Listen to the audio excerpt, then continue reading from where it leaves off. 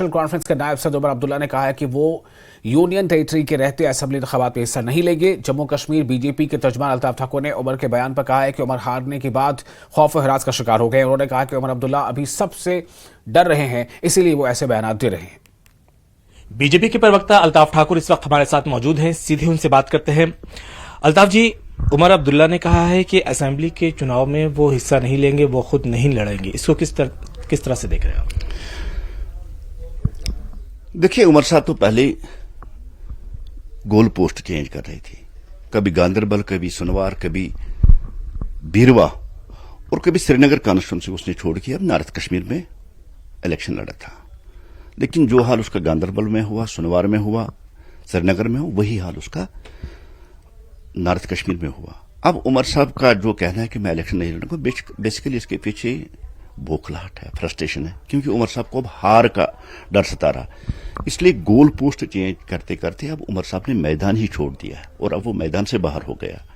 जहां तक जो एक्सक्यूज वो देता है, वो एक्सक्यूज कोई है नहीं। बहुत पहले कह चुके हैं कि इलेक्शन के बाद यहां स्टेटहुड मिलेगा, लेकिन अब संपत्ति गेन करने के लिए कभी स्टेटहुड का वास्ता, कभी किसी और बात का, और कभी ये कहता है कि मैं इलेक्शन नहीं लड़ूंगा। लेकिन वही बात है कि वो कहते हैं कि यूटी में हम चुनाव जो है वो असेंबली का नहीं लड़ेंगे, स्टेटहुड मिल जाने के बाद हम देखेंगे। देखिए, उमर साहब बहुत पहले भी कह चुके हैं कि हम जब तक 370 वापस बहाल नहीं होगा या स्टेटहुड वापस नहीं होगा तब तक हम इलेक्शन नहीं लड़ेंगे। लेकिन उसके बाद डीडीसी इलेक्शन में भी नेशनल कॉन्फ्रेंस ने हिस्सा लिया और फिर खुद उमर साहब ने 2024 के इलेक्शन में हिस्सा लिया, जबकि वो बहुत पहले कह चुके हैं जब तक स्टेटहुड और 370 वापस नहीं आएगा मैं कोई इलेक्शन नहीं लड़ूंगा।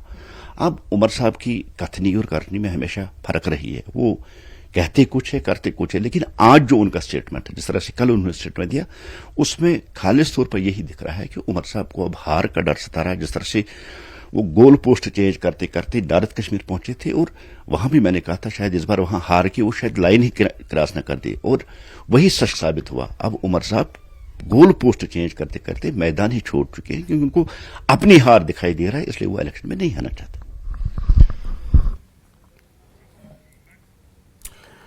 और जम्मू कश्मीर की उधमपुर सीट से तीसरी मरतबा मेंबर पार्लियामेंट मुंतखब हुए डॉक्टर जितेंद्र सिंह को पर्सनल पब्लिक ग्रीवांसेस के साथ साथ साइंस और टेक्नोलॉजी का मुमलकती वजीर बनाया।